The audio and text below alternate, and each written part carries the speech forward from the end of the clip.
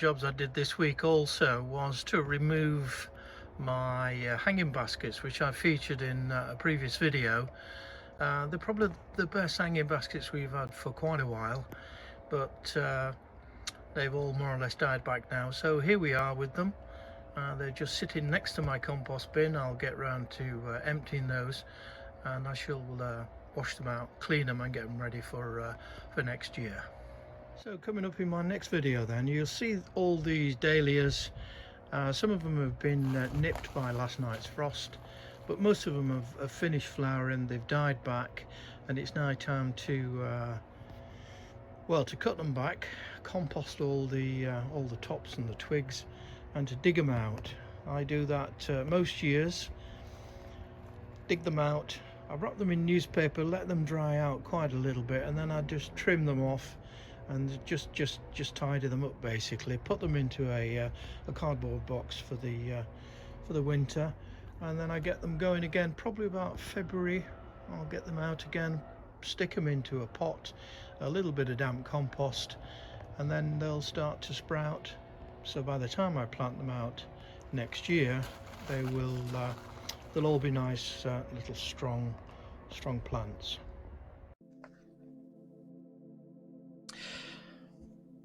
Now that I've planted out this chocolate orange, which is 15 tulip Continental and tulip Cadaa orange, so I've got those in this pot here, and they should be flowering around about April or May. But what I want to do now is to just introduce a little bit of earlier spring colour to the tub.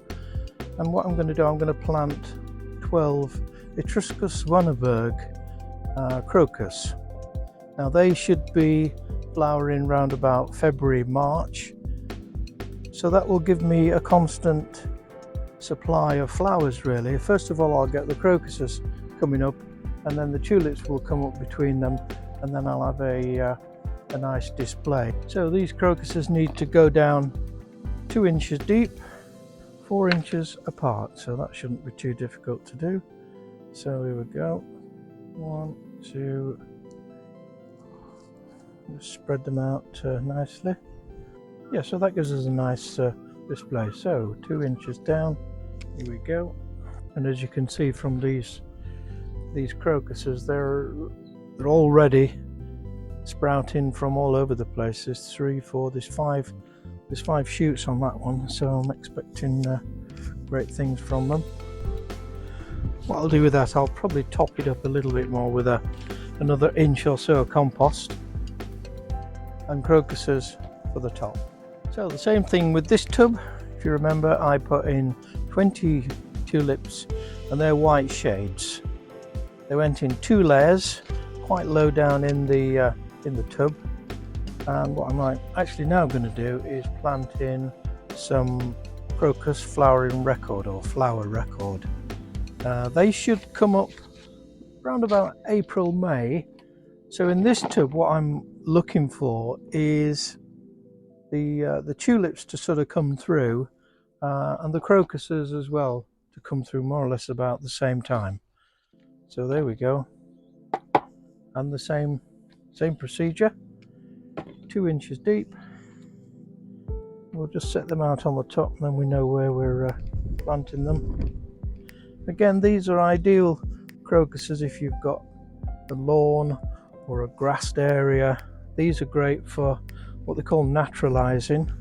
So they should come up 1 year and then start to split up, and you can see there's plenty of nice shoots. So again, 2 inches deep, and the last one going in 2 inches deep. And again, same with this one, I'll top up a little bit of compost on the top. So there we have it. First of all, I started with 2 layers of tulip white shades, and then 2 inches deep I put in the crocus. So that should give me a nice display together around about April or March, April.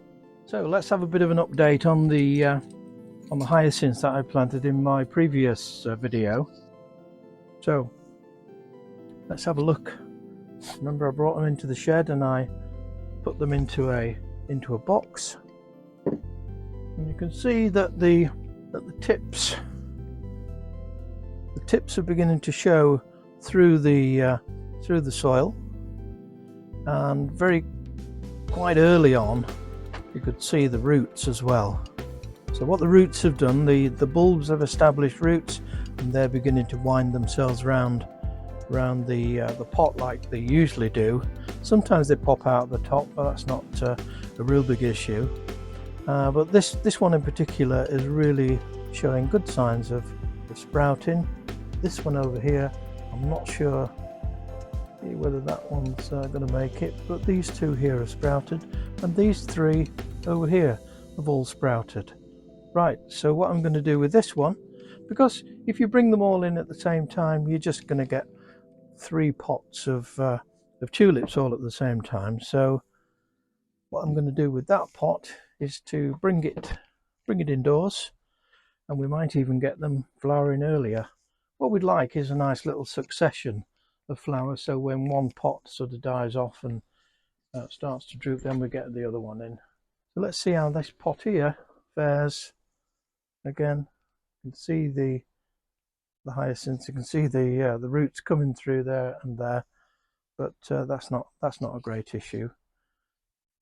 So I'll take those indoors, put them in the conservatory, and we'll see how they get on. Well, hello, this is the day 2 of Storm Bert, and I've just come over onto my allotment just to check on a few things, just to make sure that everything is still where it should be. But we can also see the effects of excessive rain on my neighbouring my neighbour's plot.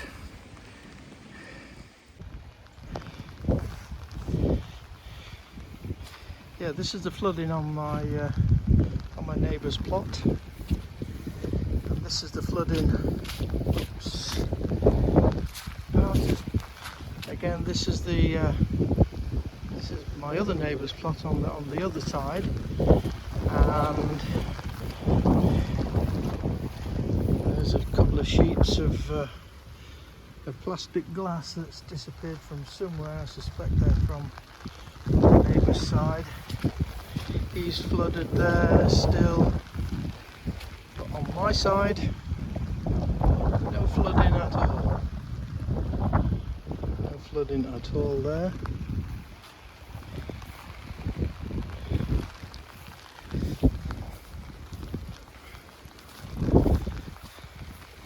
Again, the plot to the north of my site is flooded.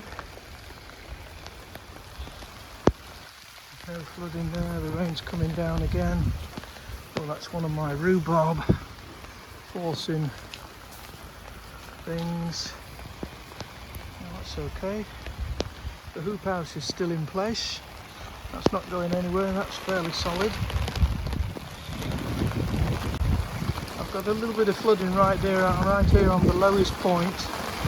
The rain's coming down really heavy now, so I might as well